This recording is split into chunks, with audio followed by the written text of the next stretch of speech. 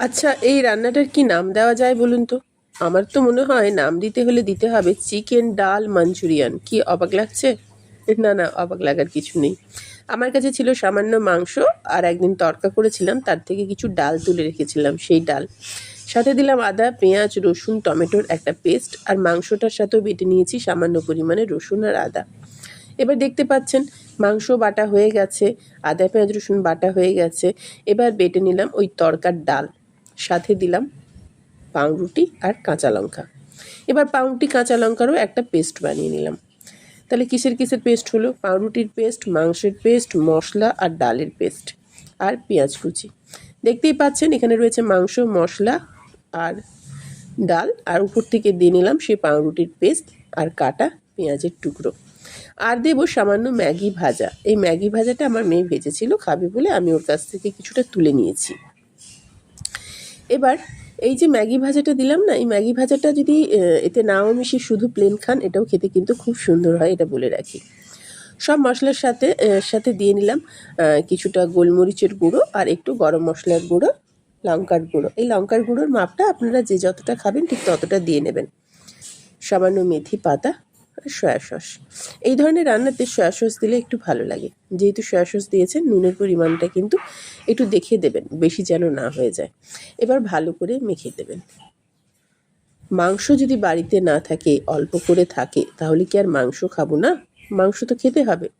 তাই মাংসের সাথে ডাল বেটে বড়া, আর ডালের বড়া তো আমাদের সবারই ভালো লাগে, সবাই জানেন। তাই এটাও যে খেতে ভালো হবে এটা আমি জানি। এবার তেলের মধ্যে গোল গোল করে একটু পাউরুটি দিয়েছিলাম বলে দেখেছেন বড়াটা কি সুন্দর এঁটে গেছে। এবার শক্ত করে গোল গোল করে আপনাদের যার যেমন ইচ্ছে হবে সেরকম করে সাইজ দিয়ে এটাকে ভেজে নেবেন। খুব বেশি তেলে কিন্তু ছাঁকছি না, অল্প তেল দিয়ে একটু লাল লাল করে আমি এগুলোকে ভেজে নেব। বিকেলবেলা যখন ভাববেন টিফিন কি খাবো, কিছু করার ইচ্ছে নেই, ঠিক তখন কিন্তু এই ধরনের একটা রান্না করবেন, যাতে খরচও কম, মশলারও কম খরচ, সামান্য মাংসও খাওয়া হলো। সব মিলিয়ে কিন্তু জমে যাবে বিকেল বা সন্ধে, কথা দিলাম। দারুণ লাগে, আমার তো ভালো লাগে। আপনারাও বানিয়ে দেখবেন কেমন লাগে। হ্যাঁ, শুধু মাংসর হলে তার তো স্বাদ অনেক অংশ বেশি হবে, এটা তো স্বাভাবিক কথা।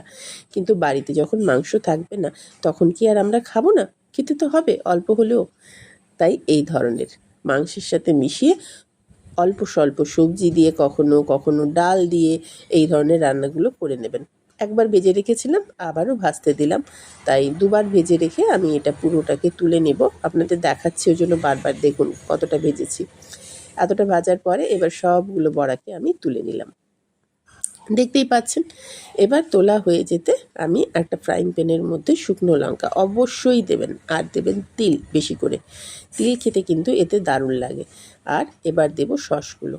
সয়া সস তো অবশ্যই পড়বে, সাথে পড়বে টমেটো সস। যেহেতু আমার কাছে টমেটো সস পরিমাণটা কম ছিল, আমি একটু খালি জল দিয়ে পুরো শিশিটাকে ধুয়ে তাকে দিয়ে নিলাম। এই সসটা দিলে একটু ঝাল, এই সসটা দিলে ঝাল ঝাল খেতে এই ধরনের অনেকটাই ভালো লাগে আমাদের। চিকেন 65 যেমন আমরা সবাই ভালোবাসি, আর এই ধরনের মাঞ্চুরিয়ান খেতেও আমরা ভালোবাসি, কারণ আমরা অনেক সময় সবজির মাঞ্চুরিয়ান, বাঁধাকপির মাঞ্চুরিয়ান খেয়ে থাকি।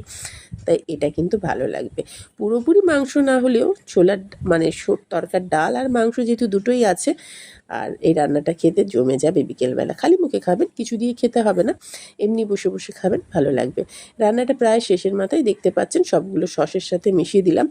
এখানে যেটা আপনারা দেবেন, আমি একটু কাবাব মশলা দিয়েছি আর একটু গোলমরিচ গুঁড়ো দিয়েছি বেশি করে। আপনারা যেমন ঝাল খান সেই হিসেবে ঝালটা দিয়ে নেবেন শুধুমাত্র। আর আর কিছু বলার নেই, রান্নাটা প্রায় আমার শেষের মাথায় হয়ে গেছে। এবার শুধু প্লেটে পরিবেশন করার পালা। দেখুন একটা একটা করে প্লেটে আমি তুলে দেব। দেখতে কেমন হয়েছে? ভালো না? খুব সুন্দর হয়েছে, আমার তো ভীষণ ভালো লাগছিল দেখতে। আপনাদের দেখতে কেমন লাগলো জানি না, একবার জানাবেন কিন্তু কেমন লাগলো। এই ধরনের ছোট ছোট আইডিয়া খাটিয়ে মাথায় রান্না করবেন, তাহলে বাড়ির লোকেরাও খুশি হয়ে যাবে, আপনারও একটা দুটো খাওয়া হয়ে যাবে, আর বিকেলটাও জমে যাবে। করবেন কিন্তু আমার মতো করে একবার অবশ্যই।